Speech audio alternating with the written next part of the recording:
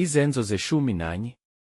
Kepha abapostoli nabazalwane abaseJudiya bezwa ukuthi nabezizwe balamukele izwi likaNkulunkulu. Kwathi ukuba uPetru enyukele eJerusalema, abokusoka baphikisana naye, bathi, "Ungene kubantu abangasokile, wadla nabo."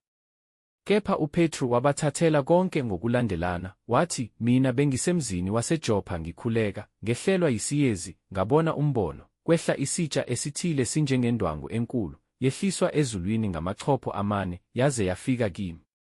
Kwathi ukuba ngiyigqolozele, ngabhekisisa, ngabona izilwane zomhlaba ezinezinyawo ezine, nezilo zasendle, nezinwabuzelayo, nezinyoni zezulu.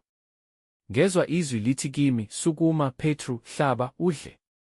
Kepha ngathi, 'Cha, Nkosi, ngokuba okuyichilo nokungcolileyo akuzange kungene emlonyeni wami.' Khona izwi elivela ezulwini laphendula ngokwesibili, lathi, 'Lokho akuhlambululileyo uNkulunkulu, ungasho wena ukuthi kuyichilo.' Lokho-ke kwenzeka kathathu, konke kwabuye kwenyuselwa ezulwini.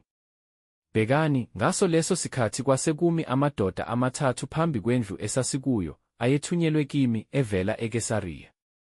Umoya wayesethi kimi angihambe nabo ngingangabazi ngalutho.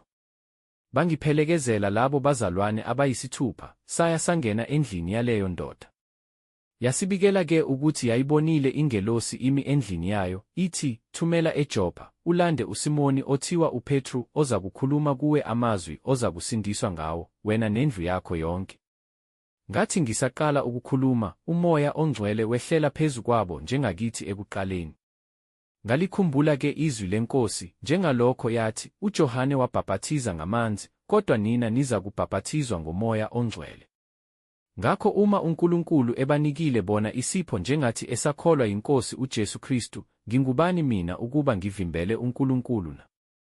Bathi ukuzwa lokho, bathula, badumisa uNkulunkulu, bathi, "Kanti uNkulunkulu unike nabezizwe ukuphendukela ekuphileni." Kepha labo ababehlakazekile ngokuhlupheka okwaqala ngoStefanu bahamba, baze bafika eFenike, naseKhupro, nase-Antiyokiya, bengalikhulumi izwi koyedwa, kubaJuda kuphela. Kodwa kwakukhona abanye kubo, amadoda aseKhupro naseKhurene, abathi befika e-Antiyokiya, bakhuluma nakumaGreki, beshumayela ivangeli ngeNkosi uJesu. Isandla seNkosi sasinabo, kwakholwa abaningi kakhulu, baphendukela eNkosini. Kepha kwezwakala izwi ngabo ezindlebeni zebandla laseJerusalema, laselithuma uBhanaba ukuba ahambe afike e-Antiyokiya, wathi ukuba afike, abone umusa kaNkulunkulu, wathokoza, wabayala bonke ukuba banamathele eNkosini ngokuzimisela inhliziyo.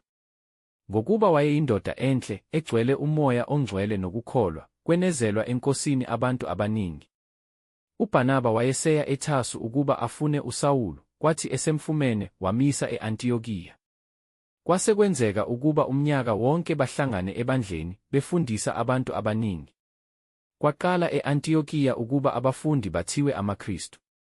Ngalezo zinsuku kwehlela e-Antiyokiya abaprofethi bevela eJerusalema. Kwasukuma omunye kubo ogama lakhe lingu-Agabu, wakhomba ngoMoya ukuthi kuza kuba khona indlala enzima ezweni lonke, yaba khona emihleni kaKlawudiyo. Abafundi base bezimisela ukuba yilowo nalowo kubo athumele njengamandla akhe okukusiza abazalwane abakhe eJudiya.